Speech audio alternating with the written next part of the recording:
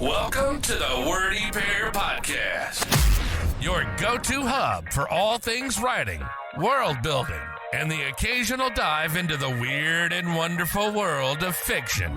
We're breaking down the barriers between you and your next great story. Whether you're a seasoned scribe or just scribbling your first sentences, we've got something for you. We'll be discussing everything from crafting compelling characters to dissecting the good, the bad, and the downright bizarre in the world of fiction. Okay, this script says you guys are eccentric. Isn't that just a 3-syllable word for weird? No offense. So, whether you're in need of inspiration, a good laugh, or just a couple of weirdos to keep you company on your writing journey, you're in the right place. Thanks for tuning in to the Wordy Pair Podcast.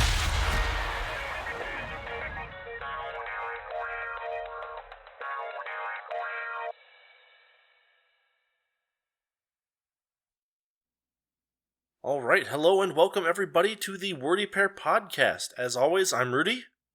And I'm Justin. And today we're going to be talking about a fun topic that Justin came up with called, well, just to kind of make it into a phrase, like the viability of magazines. But we're going to be talking about magazines today and how they're doing, how we can expect them to do, stuff like that. Yeah. So another topic that we can we can semi-dive right into, but do you know why I brought up this topic? Not offhand, no. See, I didn't have to ask you that because I knew the answer. But the reason is, I went to Barnes & Noble recently, couldn't find anything I wanted to read because the only good sci-fi on the shelf is basically Ray Bradbury at this point. Okay. So if you're not reading something that's 50 years old, you're kind of screwed. And I spent a little time walking around trying to I went to the manga section, and of course they have all the novels, the light novels are mixed in with the manga. Yeah. The mangrove. I'm sure that the people at Barnes & Noble can't tell the difference. Well, I mean, yes. I expect, my expectation is that employees of a Barnes & Noble never open a book.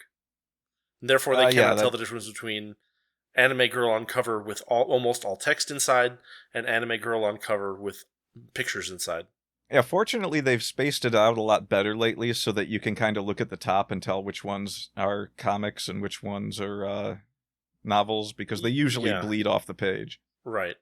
But yeah, I couldn't find anything I was really looking for there. I found some cool things, don't remember what they were, otherwise I'd be like, hey, maybe go check this out, but that didn't happen. What did happen is at one point, I was there with my family, and my dad walks in and he goes, well, I'm going to go look at the magazines. And I thought, why don't I just look at some magazines? Like, what's going on in the world of magazines? Sure.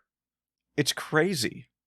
How is it crazy? Absolutely crazy. Okay, for starters, I wander over to the magazines, and they have all the magazines that, growing up as a kid, you would have ignored. But, like, of course, Better Homes and Gardens is still around. All the ones that are just like, whatever. I'm sure people read that. It's never that one. I mean, it makes money, obviously, because it's still on the shelves. Yeah. Either that or someone is really bankrolling this stuff hard for the past 40 years. Well, I mean, it could be that it's a loss leader as well. Yeah, it could be. Or that the price of the ads pays for the magazine and not the actual price of the people purchasing the book, the magazine. It could very well be that. That was one of the things I did want to touch on, was that I am much more prone to paying attention to an advertisement in a magazine than I am online. Now, I don't know if you're anything like me, but like maybe back in the day, if you were reading your favorite online comic and there was a banner for something, you would look at it real quick and be like, is that anything that interests me? And maybe if it did, you'd click on it. Sure. It was rare, but I did it on occasion. Sure. There was a brief period where everything was suspect, where it was like, this might just be some kind of like scamming link. I'm not going to mess with it. But it got better. That part of it did get better. Well, there's definitely a source of non-scammy ads at this point online. There's plenty of scammy ads as well, so, enter with your own risk. Yeah, definitely. So like, Google AdSense will pop up in the right corner of a lot of websites now, if you can find your way to a website that you actually want to read. And, they're supposed to try and be tailoring these things to you, but half the time it's like, well, I bought coffee the other day. Now they're advertising me a brand of coffee that I don't want. Sure. So there's a bit of that. I'm sure to some degree it works, but in a lot of ways I don't think that really works all that well. Like I've seen it work a few times. Like maybe on Amazon, I get recommended some things here and there that I actually care about. But in magazines, they have a specific audience in mind for the magazine, so they have a specific set of advertisers that they're going to want to advertise, when they Sure. know what they're doing. Yeah. Well, the advertisers assumedly would say, we want, audience X, and they would look for magazines that audience X might also read. But yeah. Yeah. So there's definitely an advertising angle that can be looked at if you're getting into putting out a magazine. Now, I'm not really specifically talking about paper magazines here, but I did want to talk about how there's a lot of paper magazines still out there, and this is just going off what I saw at Barnes & Noble. I never really look at the magazines. Yeah. But when I went over to look, the first ones that caught my eye were there were some otaku and manga magazines, and I was like, Sure. oh, I never thought people would still be doing this. So I had a look at some of them. No, and there are still manga magazines. There's even well, I mean, here in America though, I was a bit shocked. no, but they've been gradually getting more market penetration, basically. I guess it's actually kind of funny that the one I'm holding in my hands right now wasn't actually printed in the U.S. It was printed in the U.K. Really? Yeah, and it's kind of strange because some of the articles I was reading, like I'm looking for a date Sure. when it was printed, and I can't find one. But some of the articles kind of make it seem like this might be from, 2023. Okay, published in 2023. Unless it was a reprint.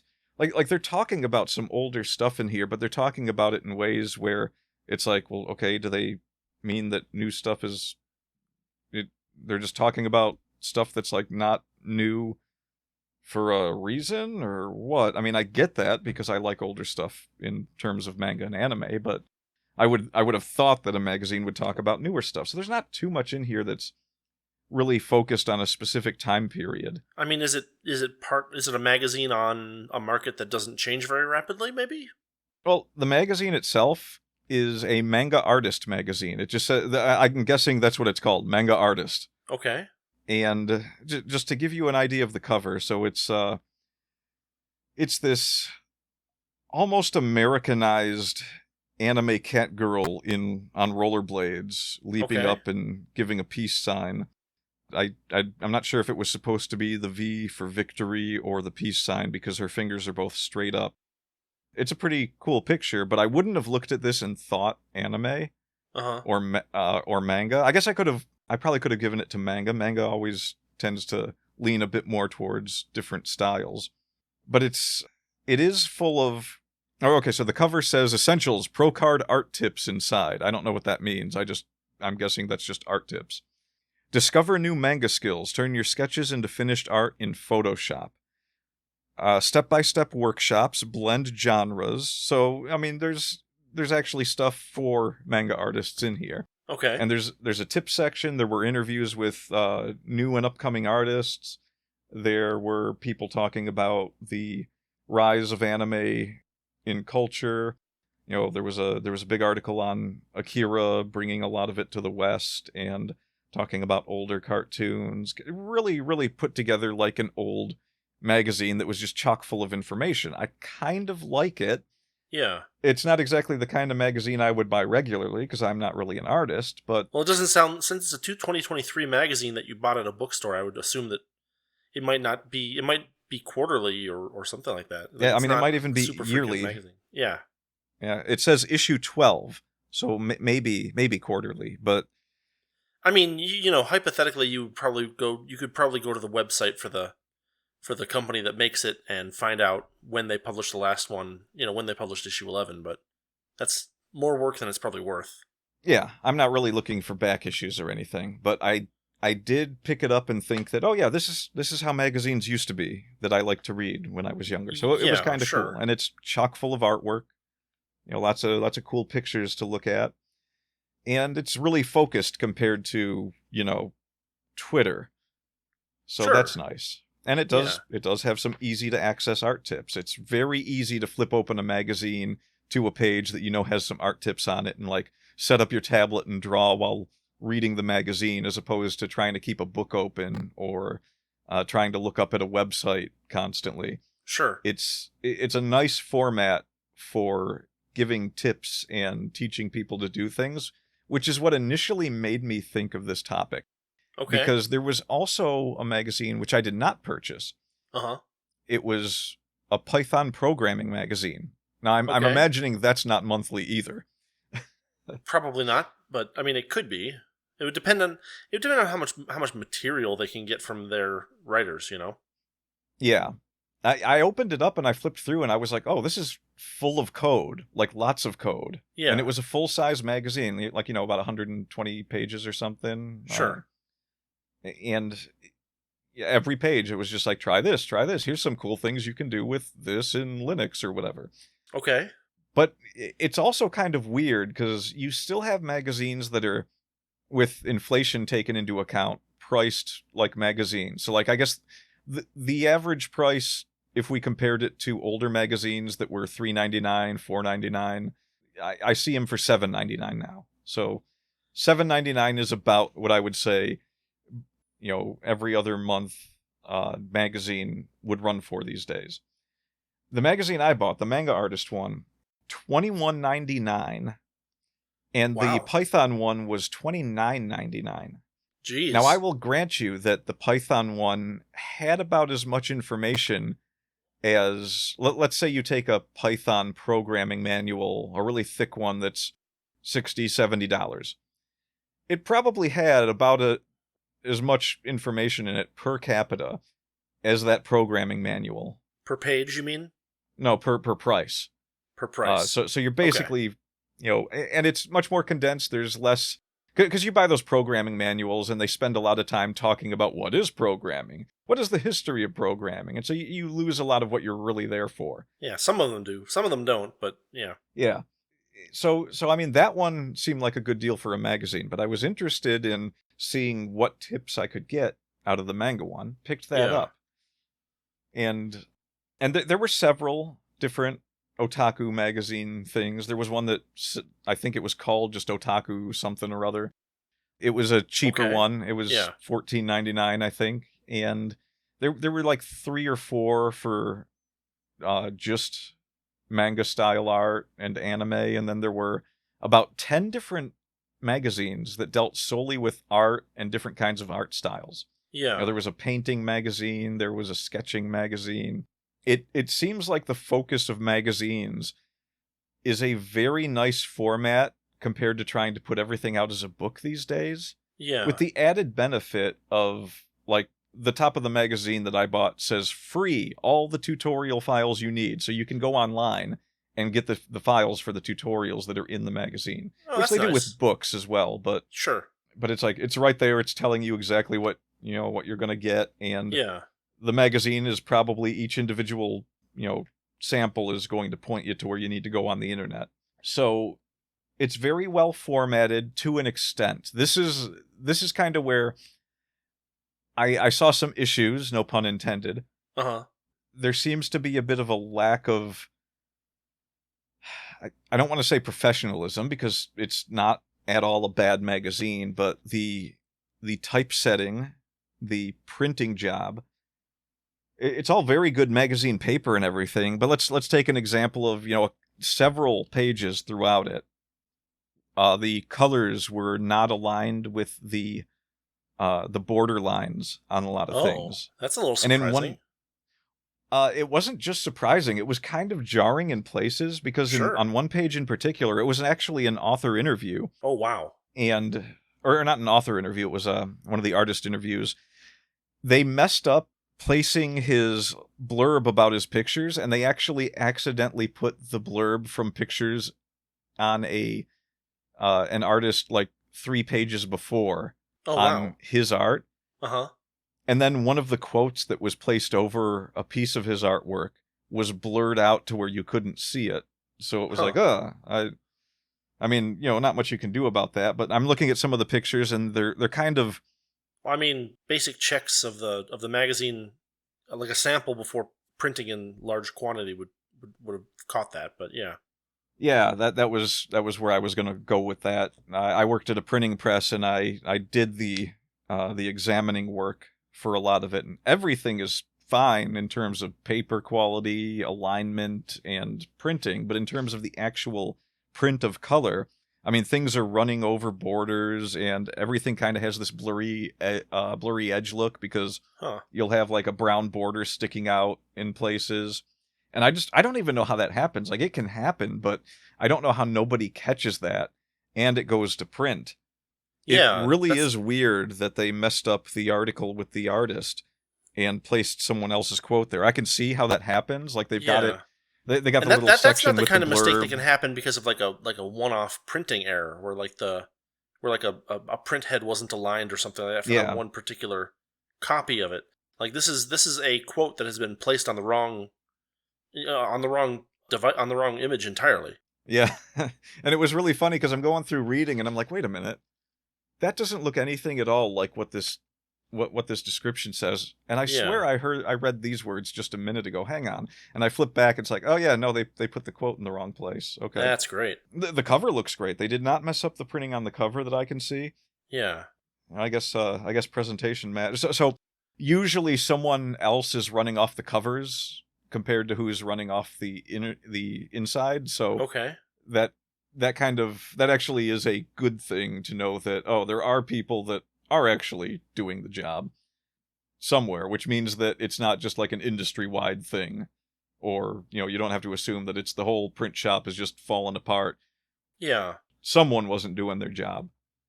Well, it's funny that you mentioned that because it seems like, I don't know about you, but I find glaring and sometimes even like meaning-changing typos in a lot of things that I read these days that are, kind of periodical style. Yeah, I see that. I've been seeing that for the past 12 years at least, like Seems- regularly. Yeah, it's and been before getting that, worse, but it seems like there was a time where it kind of got better because people started using things like spell check more, ubiquitously and stuff like that. Like there was a period where, there were websites that were on the internet that were placed there with so little attention to detail that they were, completely riddled to the point of near unreadability. And that at least kind of went away when we've talked about how the internet has kind of been consolidating for a long time into larger sites. And so there's less of that now, but there's still, because, it's because there's fewer places to look for it. But at the same time, there's still a disturbing amount of it in a lot of places where you'd expect them to have good editors. yeah, I actually have two theories on that, and I've never been able to make up my mind. Like, I think that they kind of bleed together in ways, both these Okay. theories. But my first theory is that people in the really professional areas saw what, Johnny Mick, basement blogger, was getting away with and still having an audience with. Like, oh, it's this guy's Yeah. full of typos and spelling mistakes, and people still read it. Maybe we're trying too hard, and so they slacked off. However, Possibly. Yeah. the more likely theory, I believe that there were just a lot of people who got into blogging, were really successful with it, and they had typos and problems and things in their blogs, and then they get hired by these places because they were successful, and so that bleeds into the industry on the professional side. Possibly, but the I mean, like, there are levels of editor that don't involve, like, I don't see why you would hire someone as an editor for your website who wrote a popular blog but edited it poorly. Does that make sense? You see where I'm going? I do. Like, you can find someone who creates really fun, interesting content and doesn't do a good job of getting rid of typos or grammatical errors or typesetting errors, but at the same time, you would hire that person to make the articles for your website, but you would hire someone who actually knows how to edit something. Someone who, maybe their blog is unpopular, but at least it's immaculate kind of thing, Yeah, I have a few theories about that too. I think I'll just go with the biggest one. I think that they just didn't want to pay editors. I think that they had editors. It's funny that you say that because all of these sites have like 1 million people whose official job title is editor. Okay, but let's be fair. Is the editor's Sure. job nowadays to look for grammatical and spelling errors and to make sure things are aligned right, or is it to make sure that things are culturally sensitive? Well, I mean, you can have editors to do both. But my point is that if there's just one good person at the company who can handle typos, you call that person, content editor or copy editor. You give them a nice title and you throw everything past them, and they say, "Hey, you spelled quantity wrong here, and this is the wrong there," and you know what I mean? Like, you just need Yeah. one, because I editing takes a lot less time than actually writing and researching works. Even just writing a work that you write with no research is well, I lot think slower than editing. yeah. I think that the problem is what an editor's like. I don't know what exactly they have editors doing when they have 5 editors on staff, but I suspect that many editors are also Mhm. considered like presentation editors, where their Sure. job is to work on layout and design of a page. And I suspect that they get hired more based on their ability to do that than to edit text properly. Well, that's possible, but So that's I why you think that the have skill visual set is editors and dwindled. copy editors or something. Yeah, but do they? That's. I mean, I have to ask if they do when I look at things. I don't and so, know. Yeah. So okay, so I read through this magazine, and I think that they've got pretty decent editors. Like Okay. it's the exact reverse. I found a couple of problems with the layout, which, by the way, apart from the bleed problems and the mismanagement of proper text in articles, Sure. the layout of the magazine is great. Like they did some really good page work to make it feel like a fun magazine to flip through. Yeah. And I have no complaints there. But the editing work, I didn't find really too many typos. I don't remember any of the ones that I did find, so they weren't really jarring. Okay. And, Fair and enough. it's interesting to note that almost every website I go to, even if it's a great website, I'm finding typos in every article. I think a lot of people from India put up blogs or things, or Indonesia, Yeah. places like more places where they're not. Well, I guess India, they do have a lot of English speakers, but I see a lot of typos, and then I see it's like, oh, this person's from this country, and I think a lot of times they don't have editors. I think they speak English, but they don't necessarily know how to spell everything, so they use spell check, and it Uh-huh. doesn't always catch the thing they want it to catch because of the way they use Right. the Yeah. I words. mean, spell check is a tool, not a solution. Yeah, but that comes around to the whole viability of magazines. Now, it being in print kind of makes it so that you have to focus more on getting the text right. It's one thing to have a Yeah. website that you can edit and Sure. be like, "Ooh, we found a mistake, let's go fix that," Yeah. and problem solved. But if you're putting out a magazine, you really do need a good editor for the text to make sure Right. that there's not a ton of spelling errors, and uh there's not like words mean what they're supposed to mean in the sentence. You're right. So I reckon that just the presence of print alone upgrades the quality that you're getting in terms of the articles. Yeah. And it's not just about the viability of paper magazines either.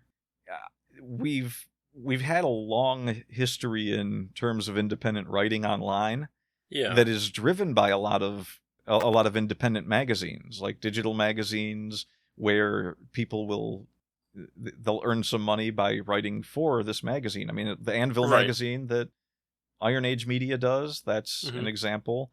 There's a ton, and I mean a ton, of online magazines that are just like, we'll pay this much a word for, or maybe this much a story for your short horror stories. And Yeah. there's a lot of magazines online that have that kind of thing going for them, which, by the way, never pay them to put your story in a magazine if you're out Right. there. Right. They should be paying you. At the very least, you should be donating a story to a magazine for free, but you should never, ever be paying them to put your story in a magazine. It's a question of circulation. If they can, I mean, if you can, if it has your byline and it's in Better Homes and Gardens, something with a massive circulation, then you might do that once, right? Or once or twice, but it shouldn't be it should if the magazine is a viable thing, it should also be able to pay its authors. But yeah, I guess. But like again, this is something that you need to decide on your own. But the number of people that are going to read or at least look at your see your byline is a good, and it might be worth something to you. But again, they're getting something out of it too. So it's a question of whether of your own personal preferences. But yeah, you're mostly right. I feel like the one exception would be if you really thought that if you paid someone $25 to, say, put a short story of yours in their magazine, but it would get you like, a couple thousand readership. Yeah. That that might be worth it. But I mean, the history of magazines is one of, hey, we need content. You send us a story, we'll send you a few nickels. They usually don't pay that much. It's like, what, here you wrote a short story, they paid you $50. Well, it's your name is in the magazine, and it's typically well, hold on, like science fiction, the whatever that group is that kind of oversees, quote unquote, science fiction, has a policy of at least 8 and between 8 and 10 cents per word. Yeah, it varies by magazine.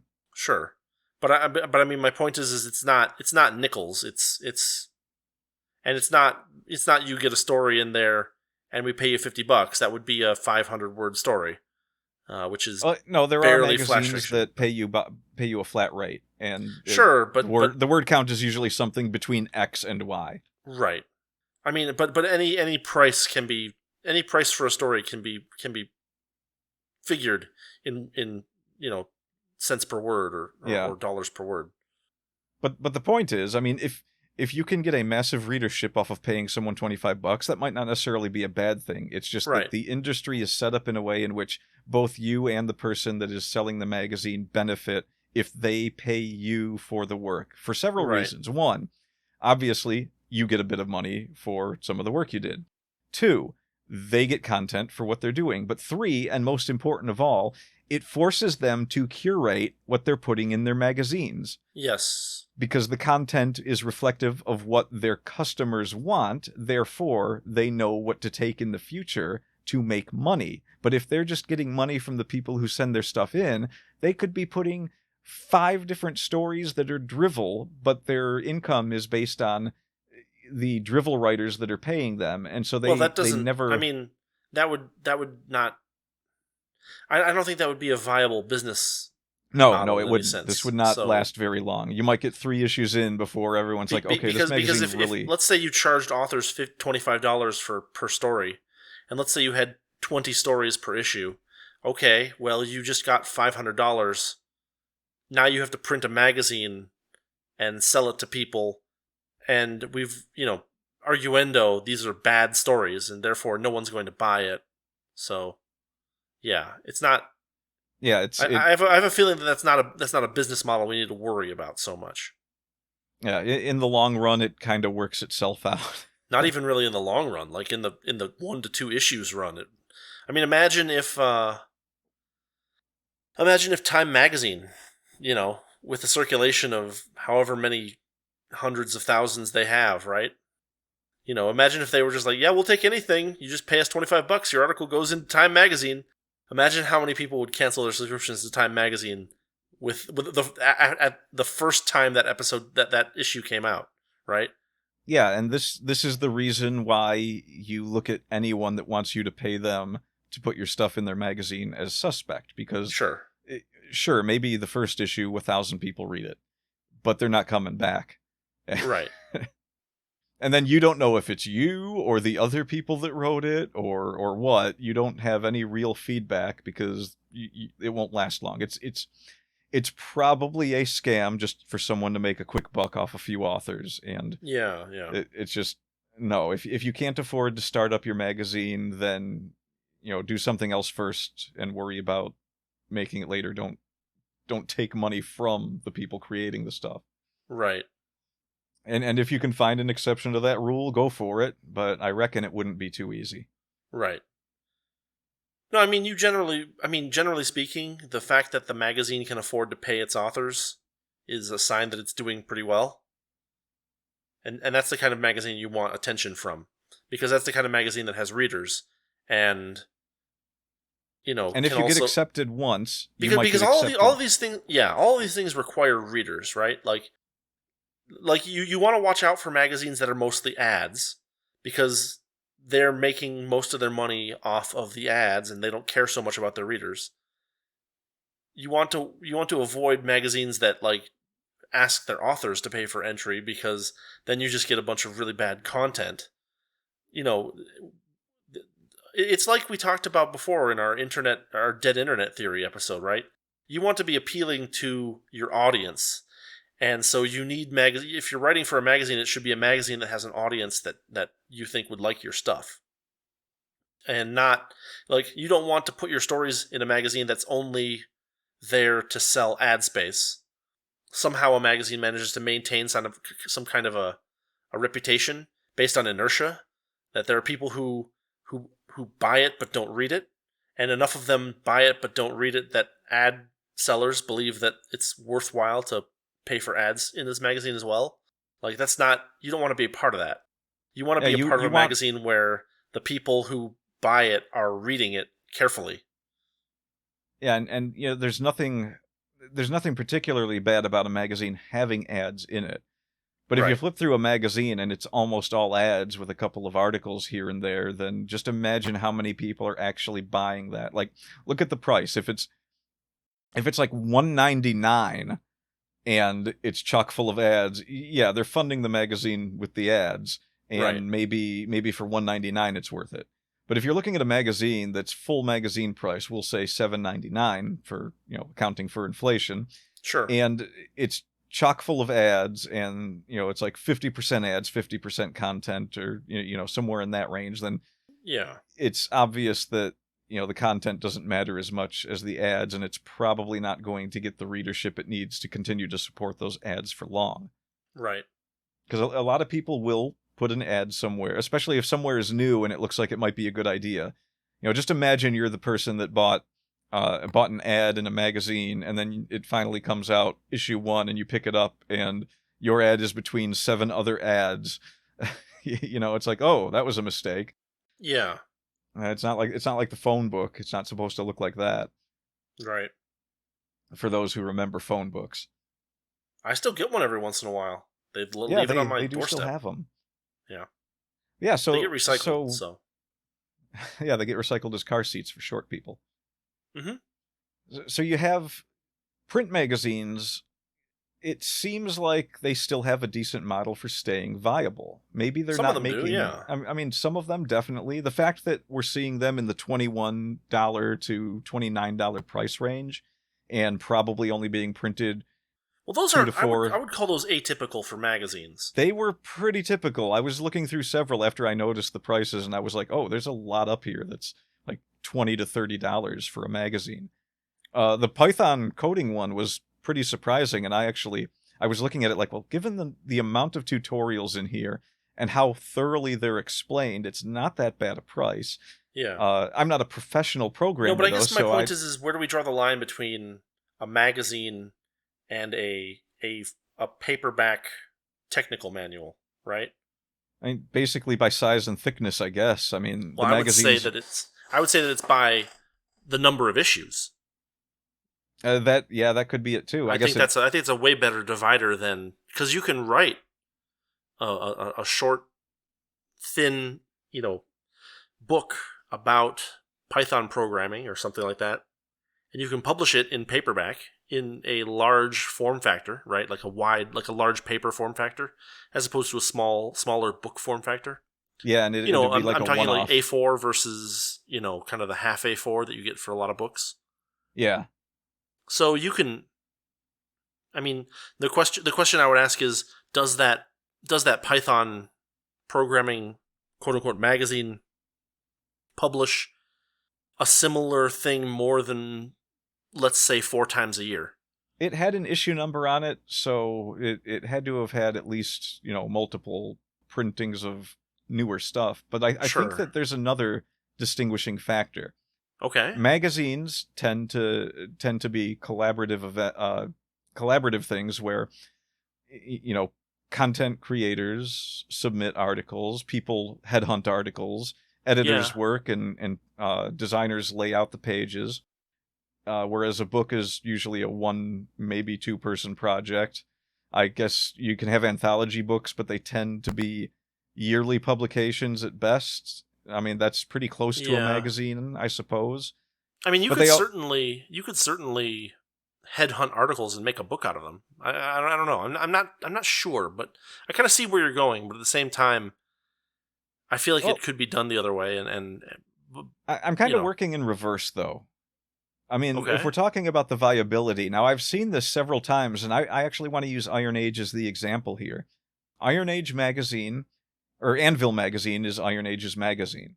Yeah. Now, that is probably where their income comes from, is the magazine itself. The print magazine that they put out, which you can also get digitally, but they put out a print one. And I think that a large portion of the viability of a lot of magazines, like if you wanted to do a viable magazine, you can kind of do what they do, where you, like we put up stories for free, and they're on their website, and it links back to our pages, right? So, so you get like a good trade-off between the content creator and the website itself. At the same time, you can submit to be a part of their monthly. Is it monthly, or is it just whenever they do it? I can't remember. They do like a Kickstarter. I don't know if they do it every month or what, or every couple of months. But they do a Kickstarter to fund their magazine. They pay people for articles to put in their magazine, and then they put out both a print and digital magazine, making the model probably pretty viable, since the Kickstarter upfront costs are known. So if they meet their goal, they make the magazine. So there's no real potential for major loss there. Right. And on top of that, they have to account for how much they're going to pay contributors. So all of that money can be worked in right from the start. And then the people that, paid for the magazine, and the Kickstarters usually fund everything. They usually fund the printing costs, the delivery costs, the cost to pay all the people that worked on it, the profit cost that's going to go to the person who's running it, and the amount that they have to pay the contributors. So everyone knows ahead of time whether or not this is going to be profitable, unless someone does their Kickstarter wrong. That can happen too. Yeah. But as long as everything goes well, and as long as all the goals are met, and all the content is there, and the magazine is good, and people are going to want to come back, this is a viable model, in my opinion. Yeah. And I've seen plenty of success stories concerning Kickstarter models so far. It also seems that if you're going to sell a magazine for $21.99, it seems like they aimed to put a lot of newer content in this manga artist magazine. So they talked a lot about older anime, but they did... let me just open up to the table of contents here so I can give you an idea of how much content is in this about 140-page magazine. Okay. Which, $20, 140 pages, magazine size... It's probably not, crazy expensive by today's inflationary standards. So you've got... Generally, the more specialized they are, the more they cost. Yeah, and it'll have content that people are actually looking for. I mean, I really loved the old video game magazines back in the day. I definitely can see the potential for magazines having I don't know if they ever fully died, if I could call it a resurgence, because there were tons of magazines on all sorts of subjects, photography. My dad found a motorcycle magazine. Yeah. They've always had the fitness magazines for both men and women. Yeah. Health magazines. They seem to be, at the very least, there's people that are like, I need something to read on the toilet, I guess. That kind of... Sure. Just something to sit on the porch. You just can't think of anything else you want to... Well, that's what happened to me. I couldn't find any books, and I was like, I'll go look at the magazines. And I found a magazine. So, let's see. Page 8, Artist Showcase, and that runs all the way up to page 28 in this magazine. Then they get to the features section. Yeah. Features, page 28 to 36, Anime Now. How is Japanese animation holding up? We survey the field. Then they get to page 36, still under features. And it's this big presentation from page 36 to 42, Astro Boy Reborn. So they've got this focus article all about one big topic they wanted to do. Cool. They did some interviews. They've got, I'm guessing these are two artists from page 42 to 40. Okay. So these aren't actually the full page runs that they're doing. I guess the page numbers are skipping around a bit here because it says page 42 is an interview, and then page 54 is an interview, but the page 42 interview does not go all the way to page 54. Page 48 is looking at an artist's sketchbook for a couple pages, and then page 62 is also looking at some artist sketchbooks. Sure. They do studio profiles for Riot Games, Two Minds, Collateral Damage, so they got some stuff about the actual studios, and I guess those are game studios, I think. I don't know. They don't sound familiar to me. Collateral Damage is a local artist that started as a local artist group in Singapore. I don't know what they do, maybe magazine stuff, or it's a lot of graphic design stuff. They have an artist Q&A, which I don't know how many pages that is, but there were like 10 different artists that were giving answers to questions on several pages. Sure. Then they had the workshops, which ran from page 94 to 140, and there's some... I mean, this is the reason I picked up the magazine. I wanted to run through these. They had paint a manga figure on the go, give your art a feel of light and romance, draw a striking female warrior, learn new manga coloring skills, generate volume and depth, 15 secrets to get better at manga, experiment with line and color, sharpen your card art skills, simply paint a grim fairy tale. I thought that one sounded interesting. Uh-huh. Create manga with a twist, and paint a heroine from Fallout 4. So some good extras to for anyone that buys this magazine and is actually an artist. Probably something useful in there for you. They definitely focused on new artists and up and coming artists a lot more. Okay. There were some pretty good pictures in here. There was a lot in here that, you know, there were only a couple that I would have looked at and said anime or manga. So I think that the style is kind of drifted into areas that people are just calling manga now. Like I'm looking at a lot of stuff on here that looks like fantasy games and World of Warcraft, and I would never look at that. There was a lot of this back in the day of you know, books, you know, labeled how to draw manga, how to draw anime art style stuff, and it was often, you know, it was very common for these books to be not at all actually, you know, legitimately in that style. Like they were imitations. There was a lot of that back in the day. So yeah, there was one artist in particular who basically put out a bunch of books, how to draw manga and anime, and every time you looked at a cover of his books, it was like, this is anime through a funhouse mirror. Yeah, something like that. I mean, it's not that he was a bad artist, but it was just like, you can't just call it anime, and then you open the book and it's just like, no, he's just basically telling you how to draw anatomy. I mean, it's good. Yeah. It's useful. I'm not going to say that, like, you could legitimately buy those and teach yourself to draw manga style, because you would learn to draw from those books and then go and develop your style based off of someone who was actually drawing manga. Right. Or manga.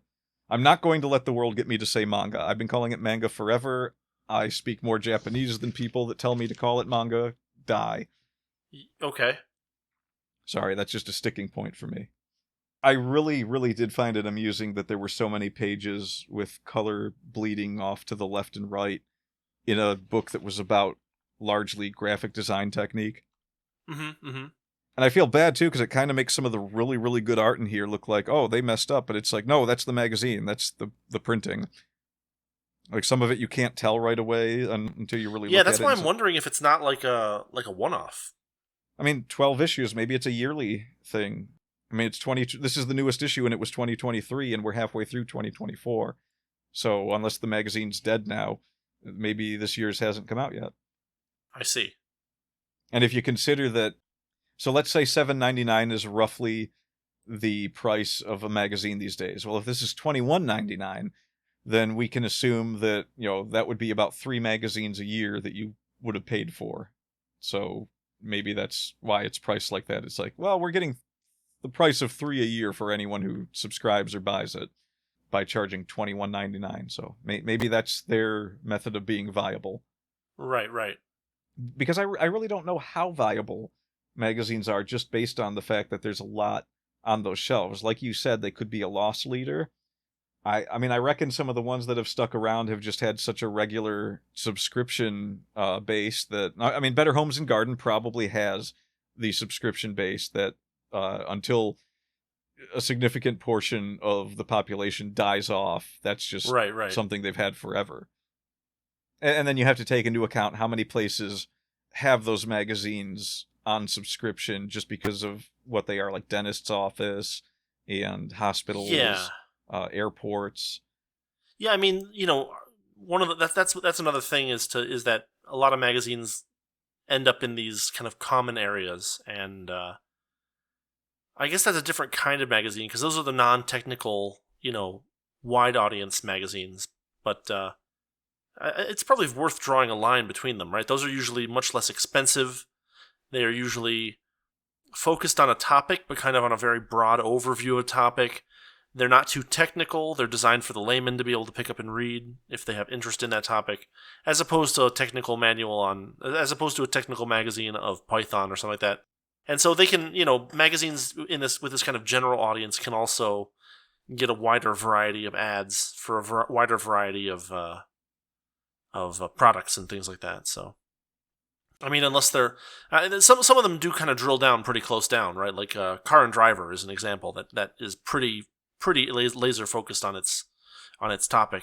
Whereas, a Better Homes and Gardens, you can put a lot of different topics into that, from interior design to exterior design to gardening to, cooking to all kinds of things. I kind of want to start a magazine called Better Homes and Guardians now. Better Homes and Guardians? just like how to add turrets to your awning and big old golem soldiers on your front lawn.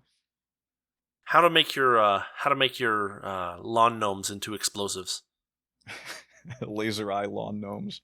Yes. Yeah, this is the magazine I would do.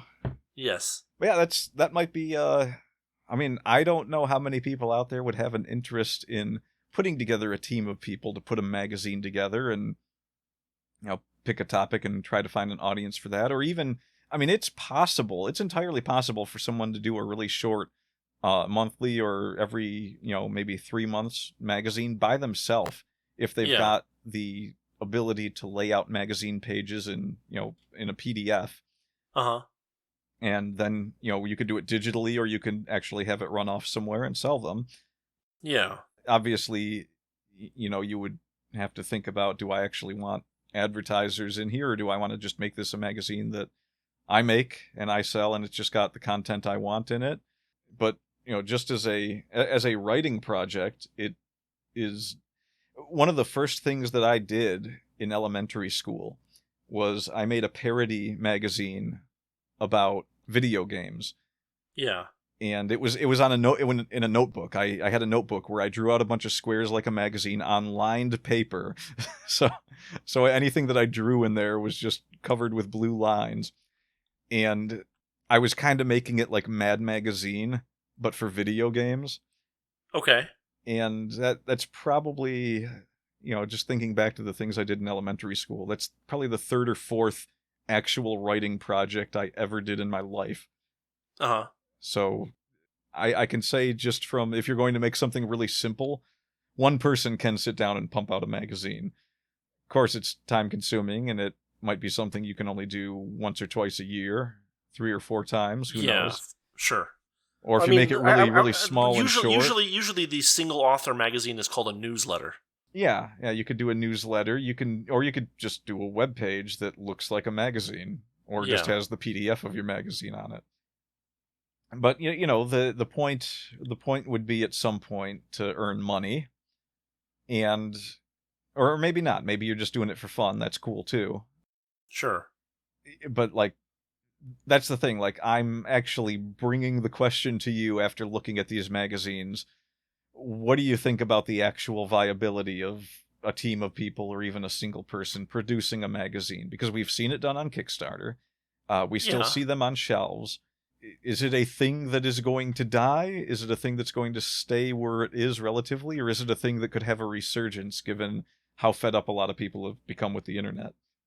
Well, I mean, I think there's definitely a place for magazines in the market. I think that as we've seen printing kind of getting worse and worse and worse and more expensive, that places are going to have more difficulty maintaining paper magazines, print magazines, as opposed to electronic ones.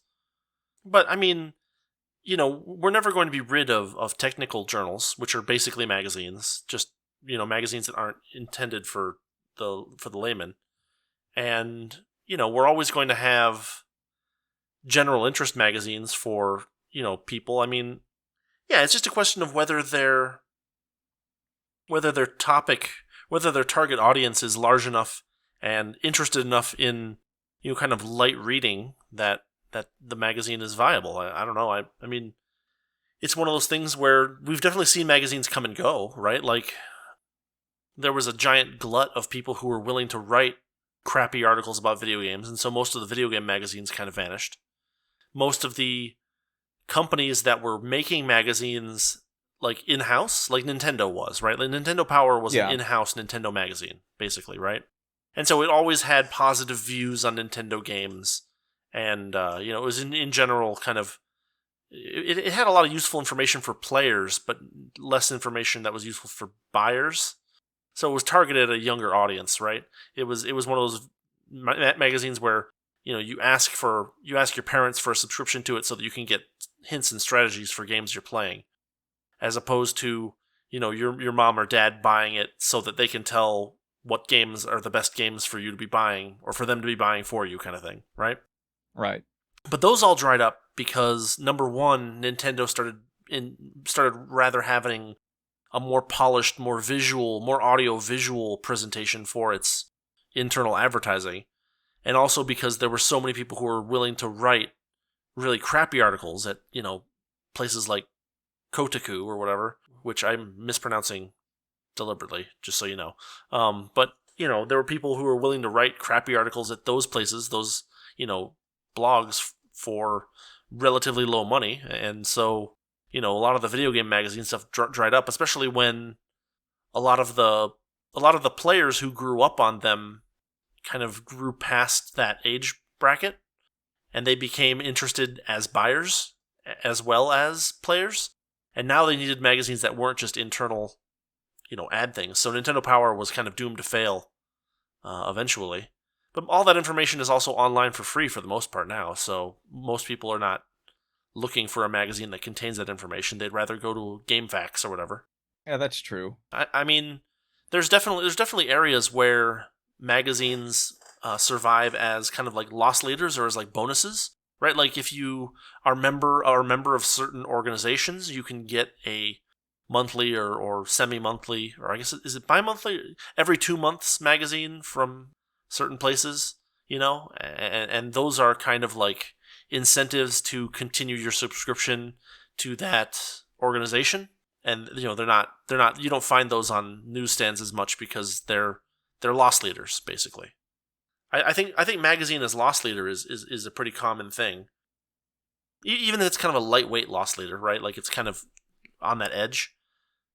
But the thing about a magazine is that you can't really have a loss leader magazine unless you have an additional organization that's there to prop it up, because a loss leader magazine is no longer serving its readers, therefore no longer primarily serving its readers. It's primarily serving its ad purchasers, and therefore such a magazine is kind of doomed to lose circulation over time. Yeah, that's why I think the Kickstarter model is really nice. When people Kickstarter works well for a lot of for smallish projects, right? We've seen from things like Star Citizen that Kickstarter does not work well for extremely large projects in general because the timing and the constant updates and you end up spending most of your time writing project updates for your quote unquote backers than actually finishing the thing, or you end up like Star Citizen did, just kind of spending millions upon millions upon millions upon millions of dollars not quite yet making a game. Or maybe, I don't know, if I had to pick one at random, I I don't think the Riding Bean anime is ever going to happen. Just putting that out there. You mean the new one? Yeah. Because there already was a Riding Bean anime. Yeah, there was a Kickstarter. They were going to do a series, and I did that Kickstarter because it's my favorite anime. Yeah, it's really good. Well, it's my favorite action anime. It may never happen. But did the Kickstarter succeed? The Kickstarter succeeded, right? The Kickstarter succeeded for the first part of it, and the most content that we were able to get out of it was a couple of. There was a remaster Kickstarter for Riding Bean that succeeded. And then the one for they were going to do 12 episodes of a new cartoon. And they were working on it for 2 years or something. They sent everyone a DVD with about 7 minutes worth of random footage that was okay, but largely unfinished. And it was like a teaser almost. But ever since then, there hasn't really been any word on whether they're going to, finish the show. So I think it's dead. Yeah. It might be. Yeah, it's a dead project. That's another thing that can happen with Kickstarters is that it can be very hard to. It can be very hard to figure out all the expenses that are necessary for a large project like that, and so But I mean, for a small thing like a magazine, Kickstarters can work pretty well, especially if they've got some kind of a reputation. Because if it's a magazine, it's assumed to be periodical, and therefore it must have succeeded at some point. And as long as they continue succeeding, then maybe that'll work out, right? So. Yeah. I don't know. I mean, it's an important medium, right? It's definitely got its value for certain people. It's definitely going to continue for the physical for like the technical journals, right? Like those are technically magazines, right? They have the same format. Yeah. They're periodical. They accept articles written by a variety of authors. But they're highly technical. But those have almost all gone completely digital, or almost completely digital. So, I think digital is probably the future for most magazines, simply because of the decrease in printing costs, right? Like printing a magazine, color printing a large quantity of large pieces of paper and binding them, and handling them gently enough that they don't get damaged in the production and shipping processes is I imagine quite expensive, and therefore, only the magazines that are most profitable will be able to maintain print versions. Yeah, they've downsized printing presses a lot to where they can run things off with much smaller machines, but it was a costly process just to do that, and many printing presses still are operating on the older gigantic systems that I used to work on. And on top of that, the shipping is one of the biggest costs. Labor and shipping are huge costs. The maintenance of the machinery, depending on what you're using, is a huge cost. Even if you're using the newer stuff, it's a lot of times the new printing machines that they're using. When they're trying to go to the smaller form factors, and instead of doing things in a run the presses, fold the paper, run through a collator, bind together, trim the edges kind of process, they've actually got it kind of like your printer at home, where you've got separate sheets that they print everything off on, bind them together, trim them up, and sometimes they don't even trim them. Sometimes they have it preset to a paper size, and that's what they run off. Yeah, it's dependent on how well you can manage.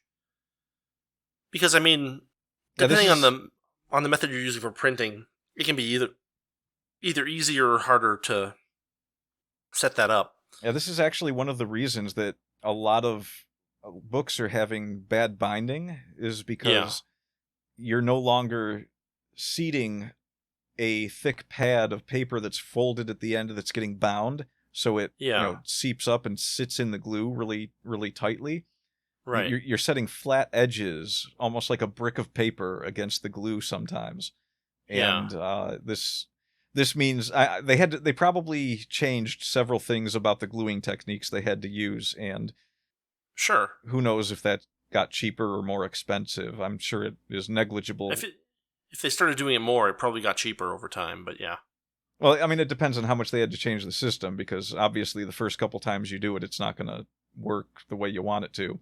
So they had to weed out the problems that the newer systems had. No, I mean, but in the long run, they either found a less expensive, more effective process, or they went back to the old one. Well, no, I'm just saying that even if it's a more expensive process, that's way offset by the affordability of the new machines. Oh, okay, yeah. Yeah, so it's not that big a deal, but it might have had a knock-on effect on how well books are bound for like 3 years in a row. Oh, I see, yeah. So magazines are, probably pretty viable. I don't know what people's views might be on, submitting to magazines versus writing their own books, but I've never there's a lot of authors that have made their name by writing for magazines. I mean, yeah. H.P. Lovecraft wrote for Weird Tales and right. No, but I mean, like, it's one of those things where it's become a very difficult market. Yeah. And for the same reason that we've both kind of gone in the indie direction, there are so few magazines these days, and they're so selective that it's not really a way to break into anything. You have to have something. You have to have a pre-existing audience or pre-existing reputation before you can really get into these magazines. For the most part, unless you happen to write something that's exactly right what they want.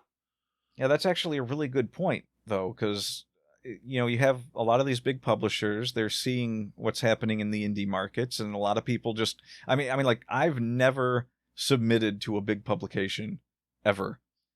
I just wrote what I wanted and put it somewhere. I submitted to a few magazines before, I think, but that was about it. But maybe if these big publishers find themselves slowly dying off as they appeal to the Hugo Award-winning market and more find that people just aren't interested in the same boring Netflix template drivel that they're getting, maybe they'll turn to magazines as a way to draw in new talent. And like Penguin puts out a magazine. They might already have one. I don't know. I don't look into these publishers anymore, but it's far more likely that the companies are so sclerotic that they basically bankrupt themselves before they figure out what they need to do. But yeah. But I mean, that might be another reason why we see a magazine resurgence. Maybe they figure it out and they're like, well, we need to attract new and new writers that have different writing than what we're putting out, and we can pay authors for newer stories, put them in a magazine, see what people read, and then we can offer people publishing contracts. Yeah. Or, they would probably just use the market of magazines that's already out there and be like, okay, who's reading what? That's right. But who knows? Who knows what method people will take? There's always a surprising method somewhere that someone thinks of and, takes the world by storm for a year or two, and then it just becomes the norm. Yeah, there's a lot of that, especially in writing. I mean, that's that's how Harry Potter and A Story of, what is it called? A Song of Fire and Ice both happened. What is every book called now? Yeah, An X of Y and B. An X of Y and B. That's going to be the title of my next book. Oh, that'd be excellent. I think I'll write up a short story and just call it An X of Y and B. Yeah, that sounds like a great idea. I don't know why I chose B instead of Z. You're subverting their expectations. Yeah, that's what it is. Okay, who did we get canceled by today? Magazine publishers? I said a lot of positive things about them. Magazine publishers. Oh, okay, yeah, that tracks. Did you say one negative thing about them? Yes. We're canceled by magazine publishers now. Yes, absolutely. I'll take that. I'll take that as a victory. Yes, definitely a victory. All right, everyone. Thank you for listening. This has been the Wordy Pair Podcast. As always, I'm Rudy. And I'm Justin. And we will see you next week. Have a good one. Have a good one. Have good things. Week. Have a song of ice and goodbye. Have a song of X and B. Thanks for listening to the Wordy Pair Podcast. Our passion is all things writing, world building, and getting into the weird and wonderful world of fiction. We hope you enjoyed our unique takes. If you did, make sure to like, rate, review, and subscribe to get your weekly dose of writing weirdness. We'll be back soon, but in the meantime, hit us up on Twitter. For Rudy, it's at Rudolph_Cone. And for Justin, at Ninja Mouse Chew. See you next time on the Wordy Pair Podcast.